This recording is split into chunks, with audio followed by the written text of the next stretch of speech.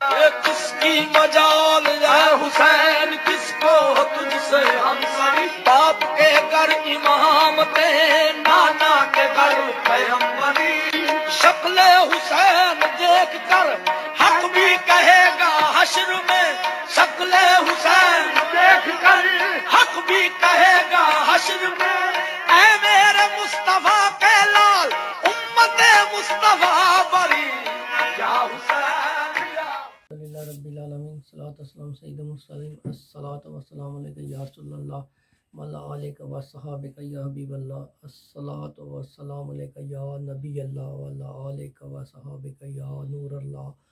درود پاک کی فضیلتوں میں سے ہے، آقا صلی اللہ علیہ وآلہ وسلم نے فرمایا ہے، جو صلی اللہ تعالیٰ علی محمد پڑھتا ہے اللہ تعالیٰ اس پر 70 رحمت کے دروازے کھول دیتا ہے۔ صلو علی الحبیب صلی اللہ تعالیٰ وعلی آل محمد، السلام علیکہ حسینی ولاد الحسینی، السلام علیکہ یا خلیفۃ اللہ، السلام علیکہ مولا مہدی علیہ السلام۔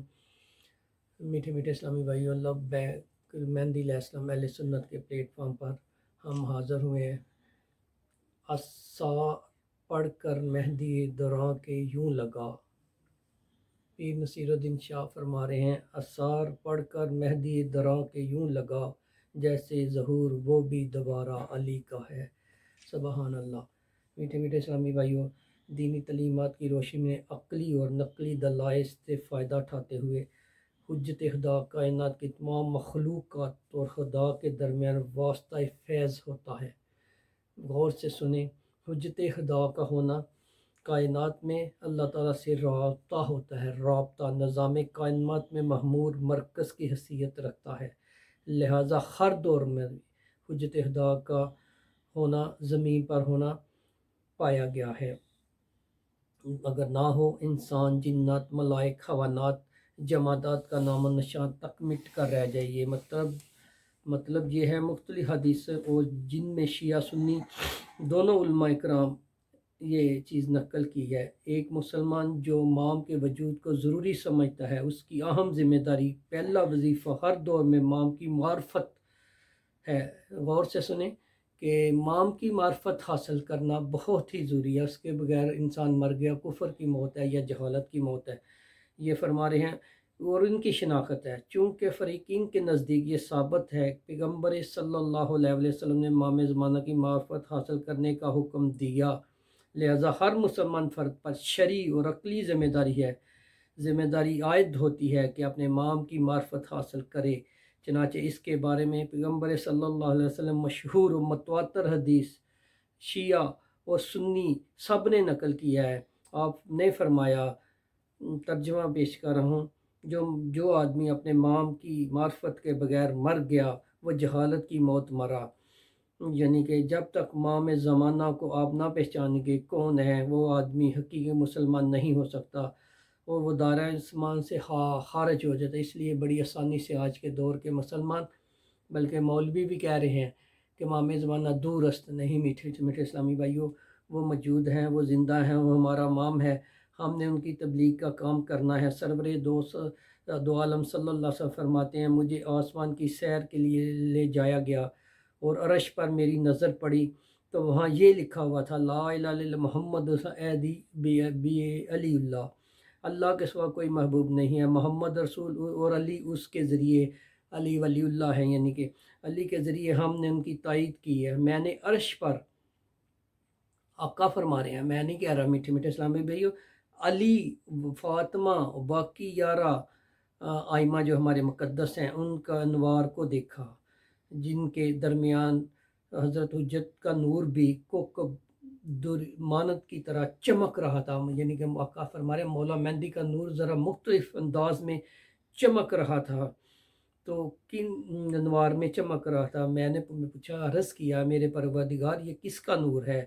آواز آئی، یہ تیرے فرزند آئمہ کا نور ہے، اور ان نور حجت خدا کا آخر یہ جو نور جو دیکھا ہے حجت خدا کا نور ہے، جو زمین پر عدل انصاف اس طرح کرے گا جس طرح ظلم جور سے بڑھ چکی ہے۔ آپ دیکھ ہی رہے ہیں کس طرح دنیا میں ظلم ستم ہو رہے ہیں۔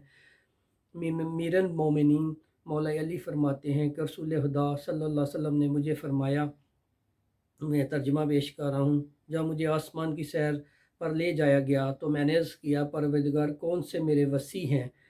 ندائی صدائی تمہارے وسیع یعنی کہ سائق عرش پر لکھے ہوئے ہیں۔ میں نے عرض کیا، ان کی طرح نظر کیا تو 11 انوار ایسے دیکھے، ہر نور میں ایک سبز لکیر تھی۔ سبحان اللہ سبحان اللہ، جس پر میرے ہر وسیع کا اسم مبارک لکھا ہوا تھا۔ سب سے پہلے علی بن ابو طالب کا نام تھا، سبحان اللہ، اس میں گرامی آخر میں میرے امت کا مولا مہدی کا نام لکھا ہوا تھا۔ امام حسین سے، خدا کی امام حسین سے کسی نے پوچھا،